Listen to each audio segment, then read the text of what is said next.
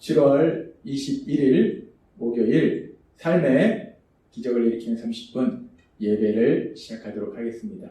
하나님께서 오늘 우리에게 주신 말씀은 요한복음 1장 1절에서 3절까지 말씀입니다. 이 말씀 제가 봉독하도록 하겠습니다. 태초에 말씀이 계시니라. 이 말씀이 하나님과 함께 계셨으니 이 말씀은 곧 하나님이시니라. 그가 태초에 하나님과 함께 계셨고 만물이 그로 말미암아 지은 바 되었으니 지은 것이 하나도 그가 없이는 된 것이 없느니라. 아멘. 오늘 이 시간 하나님께서 우리에게 주신 말씀을 듣기 전에 잠시 기도하는 시간 갖도록 하겠습니다. 하나님 아버지 감사합니다. 오늘도 저희를 사랑하셔서 우리 하나님 아버지 저희를 만나주시고 우리 하나님 아버지 저희에게 말씀하여 주시니 감사합니다. 하나님 아버지 오늘도 저희의 마음의 문을 활짝 열어주셔서 우리를 사랑하신 하나님 그 하나님께서 주시는 말씀을 듣게 하시고 그 말씀을 믿게 하셔서 믿음을 통하여 세상 가운데 승리하며 하나님의 크신 영광을 나타내는 저희 모두가 될 수 있도록 은혜 베풀어 주옵소서. 예수님의 이름으로 감사하며 기도드리옵나이다. 아멘. 하나님께서는 온 세상의 주인이시며 우리 인생의 주인이신 예수님, 그 예수님이 어떤 분이신지 우리에게 말씀하실 때 요한복음 1장 1절의 말씀을 통해서 이렇게 말씀하셨습니다. 태초에 말씀이 계시니라. 이 말씀이 하나님과 함께 계셨으니 이 말씀은 곧 하나님이시니라 라고 말씀합니다. 우리 예수님에 대해서 말씀이라는 표현을 통해서 예수님은 창조의 능력을 신신 분이심을 말씀하시고 그 예수님은 태초부터 세상이 창조되기 전부터 계셨던 분이심을 말씀하셨고 그 예수님은 하나님이심을 말씀해 주셨어요. 그렇게 우리가 믿는 예수님은 태초부터 계셨던 하나님이시고 창조의 능력을 신 하나님이시다라고 말씀하셨어요. 그러면서 요한복음의 말씀은 또 다른 진리를 우리에게 말씀해 주시는데 우리가 요한복음 1장 1절의 말씀을 다시 한번 살펴보면 이 말씀이 하나님과 함께 계셨으니 라고 말씀합니다. 말씀이 하나님과 함께 계셨다 라고 말씀합니다. 말씀은 우리가 알다시피 예수님이에요. 예수님이 하나님과 함께 계셨다는 거예요. 예수님이 하나님과 함께 계셨다. 여기서 이 예수님이 하나님과 함께 계셨다. 말씀이 하나님과 함께 계셨다라는 이 말씀이 어떤 놀라운 진리를 우리에게 말씀하는지를 우리가 자세히 알기 위해서는 이 말씀을 헬라어 문법으로 살펴보면 좀 더 정확하게 이 말씀이 의미하는 바를 우리가 알 수 있습니다. 지금 말씀이 하나님과 함께 하셨다. 그래서 함께라는 이 전치사는 이 요한복음 1장 1절의 말씀을 헬라어 원어로 보면은 프로스라는 전치사를 사용합니다. 프로스라는 전치사를 통해서 함께라는 의미를 표현하고 있어요. 근데 우리가 헬라어에서 보면은 함께라는 의미를 가진 전치사가 프로스뿐만 아니라 엔, 메타, 파라, 신 이런 여러 개의 전치사들이 있어요. 근데 이런 전치사들은 다 함께라는 의미를 표현하는데 이 전치사들은 정적인 공존을 의미할 때 표현해요. 정적인 공존이 무엇인가? 정적인 공존이라는 것은 같은 시간에 동일한 공간에 동일한 장소에 있는 것을 의미한다는 거예요. 따라서 이런 전치사를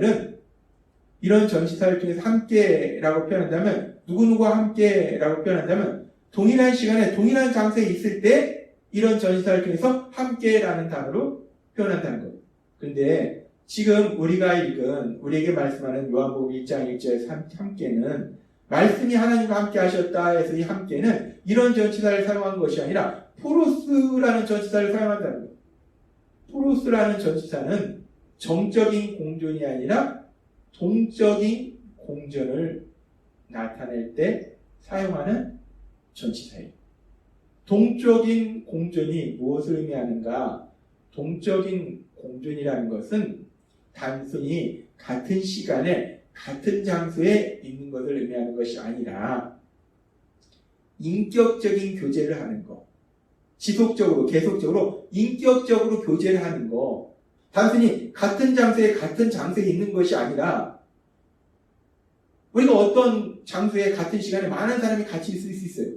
그럴 때 일반적인 함께라는 전치사를 사용합니다. 근데 프로스라는 전치사를 사용할 때는 그렇게 많은 사람이 같은 시간 같은 장소에 있을지라도 나와 인격적인 교제를 나누는 것, 친밀한 관계 속에서 사랑의 교제를 나누는 것, 그런 사람을 의미할 때 프로스, 함께라는 전치사를 사용한다는 거예요.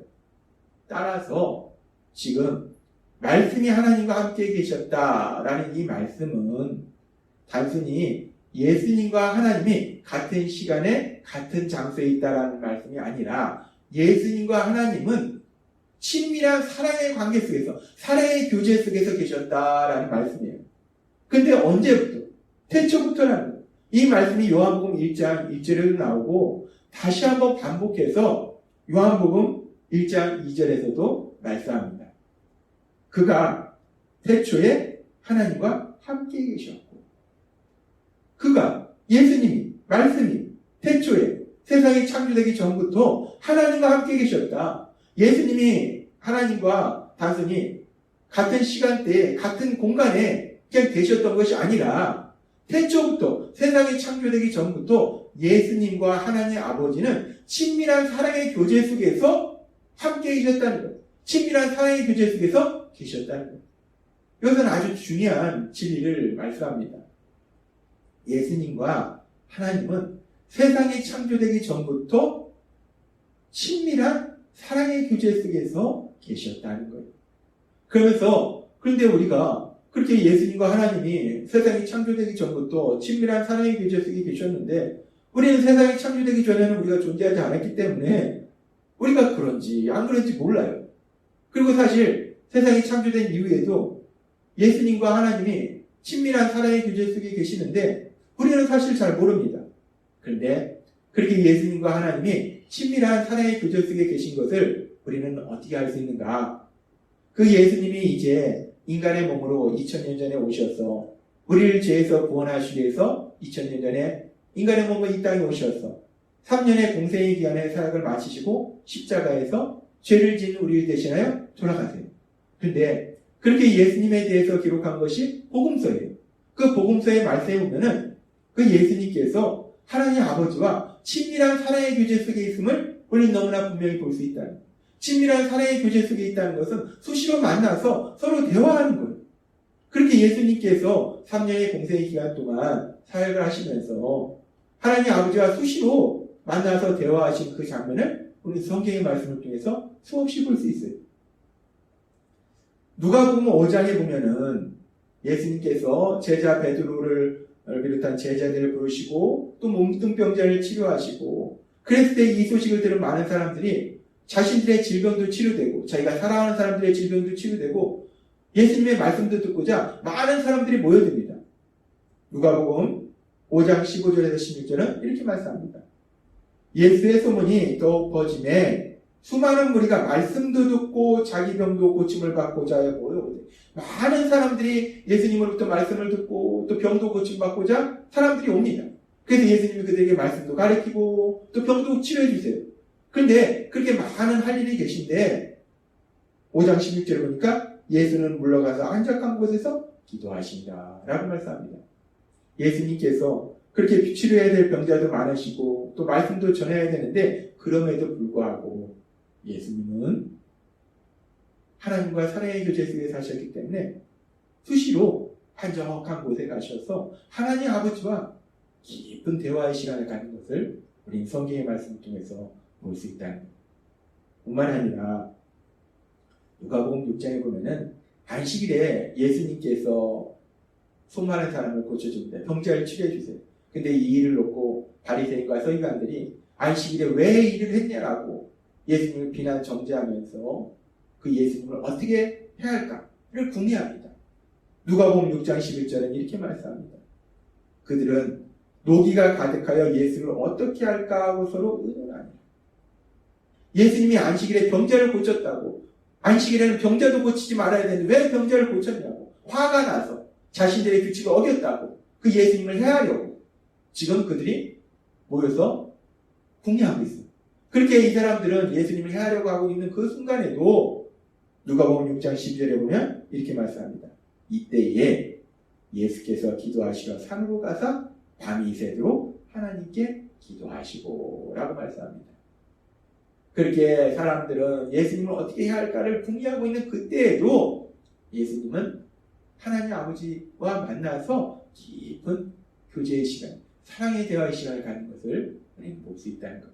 그렇게 예수님은 하나님 아버지와 사랑의 교제의 삶을 살고 계시더라는 것. 뿐만 아니라 예수님께서 하나님이시기 때문에 놀라운 기적을 행하시는데 오병이의 놀라운 기적을 행하시고 그 일로 인해서 사람들이 예수님을 왕으로 세우려는 그런 움직임이 있을 때 누가복음 9장 16절부터 18절은 이렇게 말씀합니다. 예수께서 떡 5개와 물고기 2마리를 가지사 하늘을 우러 축사하시고 떼어 제자들에게 주어 무리 앞에 놓게 하시니 먹고 다 배불렀더라. 그 남은 조각 12바구니를 거두니라. 예수께서 따로 기도하실 때에 라고 말씀합니다. 그렇게 엄청난 기적으로 인하여 사람들이 놀래고 그래서 그 예수님을 따르려고 했을 때 예수님은 그 사람들을 떠나서 한적한 곳에 가셔서 따로 기도하시더라는 거예요. 하나님 아버지와 깊은 사랑의 대화를 나누시더라는 겁니다. 뿐만 아니라 우리 예수님은 누가복음 22장 41절에 보면은 이제 예수님께서 누가복음 22장 41절